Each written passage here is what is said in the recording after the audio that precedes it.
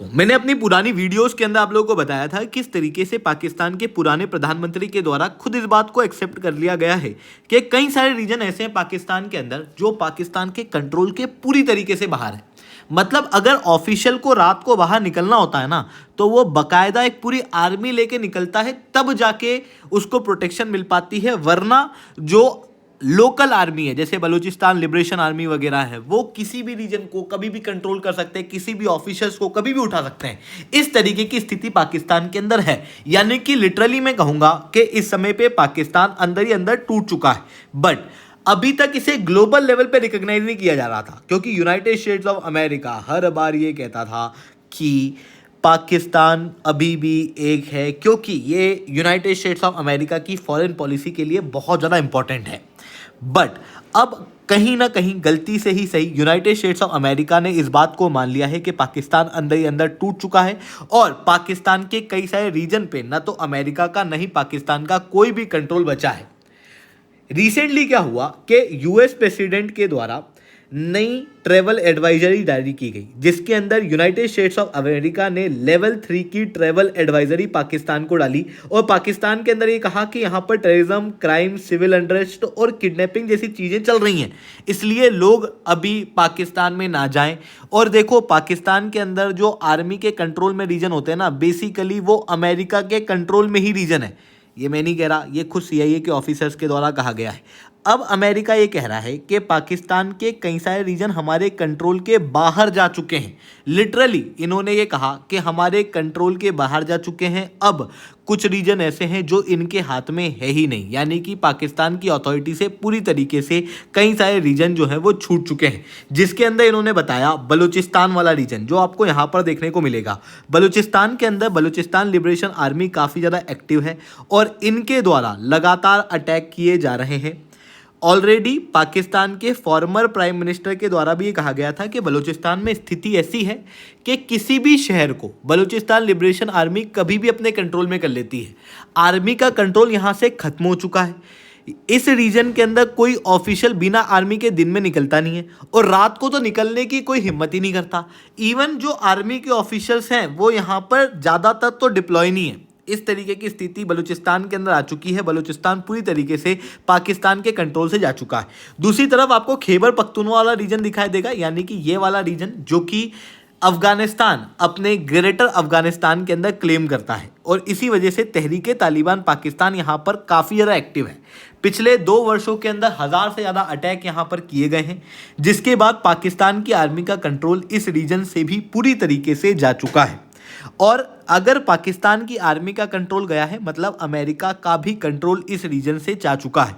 इसी वजह से अमेरिका कह रहा है ना तो खैबर पख्तूनख्वा में जाओ, ना ही बलूचिस्तान में जाओ, ना ही फॉर्मर FATA रीजन, ये इन दोनों के बीच वाला रीजन है, यहाँ पर भी यहाँ जाने से मना कर दिया गया है अमेरिका के द्वारा अपने सिटीजन्स को।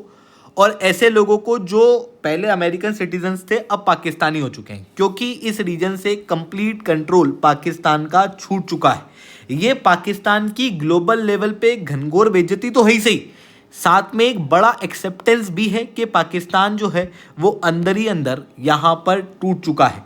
अमेरिका का कहना यह है कि इन रीजन के अंदर बलूचिस्तान हो, खैबर पख्तूनख्वा वाला रीजन हो या फिर पाकिस्तान ऑक्यूपाइड कश्मीर हो, यहाँ पर इन रीजन के अंदर POK के अंदर भी आप अगर देखोगे तो जो अमेरिका के खुद के कॉन्सुलर्स हैं वो स्पेशल परमिशन के साथ आर्मर्ड व्हीकल को लेके और आर्म्ड एस्कॉर्ट को लेके ही जाते हैं, नहीं तो वहां नहीं जाते।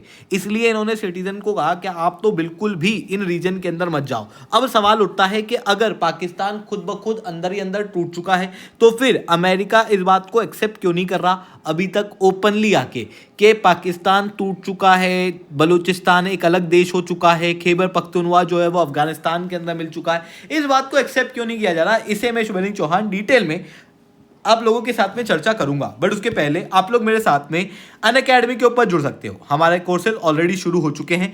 SRC10 कोड आप अगर यूज करोगे तो आपको 60% तक का डिस्काउंट मिलेगा, यानी कि जो कोर्स 1 साल का आपको 14,998 के अंदर मिलता है वो 17,999 के अंदर मिलेगा। 2 साल का सब्सक्रिप्शन केवल 24,999 के अंदर मिलेगा। याद रखना जो कोड आपको यूज करना है वो है SRC10। चलिए दोस्तों समझने का प्रयास करते हैं यहाँ पे क्या हुआ। देखो मैंने आपको बताया है कि ऑलरेडी पाकिस्तान के अंदर जो रीजन्स हैं वो काफी हद तक पाकिस्तान के कंट्रोल से जा चुके हैं। केवल पंजाब वाला रीजन है जो इफेक्टिवली आज के समय पे पाकिस्तान की आर्मी के कंट्रोल में है। उसके अलावा कोई भी रीजन आधिकारिक रूप से पाकिस्तान के कंट्रोल में बचा ही नहीं है, लिटरली बचा ही नहीं है। तो फिर बात आती है कि अमेरिका क्यों एक्सेप्ट नहीं कर पा रहा कि पाकिस्तान अंदर ही अंदर टूट चुका है। बेसिकली पाकिस्तान जो है वो अमेरिका की फॉरेन पॉलिसी के लिए बहुत ज़्यादा इंपॉर्टेंट है। कल को अगर इनको तालिबान के अंदर घुसना हुआ, कल को अगर इनको ईरान के अंदर अटैक करना होगा तो पाकिस्तान के अंदर से ही जाना पड़ेगा। मिडिल ईस्ट के अंदर भी एंट्री का रास्ता पाकिस्तान से जाता है। इस वजह से अमेरिका जब भी सेंट्रल एशिया, अफगानिस्तान और मिडिल ईस्ट की बात होती है पाकिस्तान को तवज्जो देने लग जाता है। वरना अगर आप पूरे ग्लोबल लेवल की जियोपॉलिटी देखो, पाकिस्तान को ये कभी भी 1% की भी भाव नहीं दे रहे थे जब तक मिडिल ईस्ट के अंदर कॉन्फ्लिक्ट शुरू नहीं हुआ। जैसे ही मिडिल ईस्ट के अंदर कॉन्फ्लिक्ट शुरू हुआ उसके बाद से यूनाइटेड स्टेट्स ऑफ अमेरिका के द्वारा पाकिस्तान को थोड़ा बहुत भाव दिया जाना शुरू हो चुका है। अभी आप देख सकते हो गाजा बोर्ड के अंदर पाकिस्तान को कहा गया कि आप आओ। बेसिकली गाजा बोर्ड क्या है, तो गाजा बोर्ड जो है वो एक board of peace Donald Trump के द्वारा बनाई जा रही है, जिसके अंदर कई सारे देश हैं। अलग अलग देशों को ये साथ में लाके कहेगा कि मैं देखो गाजा के अंदर शांति लेके आ रहा हूँ। कुल मिला के शांति लाने का प्रयास नहीं है, गाजा को अपने कंट्रोल के अंदर लाने का प्रयास यहाँ पर डोनाल्ड ट्रंप के द्वारा किया जा रहा है। भारत ने क्लियरली अभी तक इस बोर्ड ऑफ पीस के अंदर जुड़ने से मना करा हुआ है। वहीं न्यूजीलैंड ने भी सिमिलरली बोर्ड ऑफ पीस के अंदर जुड़ने से मना कर दिया है। डोनाल्ड ट्रंप के मुंह पे इसके पर्चे जो हैं वो फेंक के मारे हुए हैं, क्योंकि ये जो बोर्ड ऑफ पीस है ये क्लियरली अगर board of peace Donald Trump अकेले बना रहा है तो फिर यूनाइटेड नेशन का काम क्या है इस रीजन के अंदर। यूनाइटेड नेशन जैसी संस्था हम लोगों ने बनाई क्यों हुई है, इतना पैसा हम लोग वहां पर दे क्यों रहे, बात ये आ जाती है। इस वजह से इंडिया ने बोर्ड ऑफ पीस को अभी तक ज्वाइन नहीं किया हुआ है। न्यूजीलैंड ने भी यही कहा है कि क्लैरिटी नहीं है, इस कारण से मैं बोर्ड ऑफ पीस ज्वाइन नहीं कर रहा। बट पाकिस्तान को यहाँ पर बोर्ड ऑफ पीस के अंदर गाजा के अंदर ज्वाइन कराया हुआ है, जबकि पाकिस्तान का कोई रोल पार्ट ही नहीं है। जबरदस्ती में पाकिस्तान को जो है वो यहाँ पर एंट्री दी जा रही है। क्यों दी जा रही है, कारण बहुत साफ है।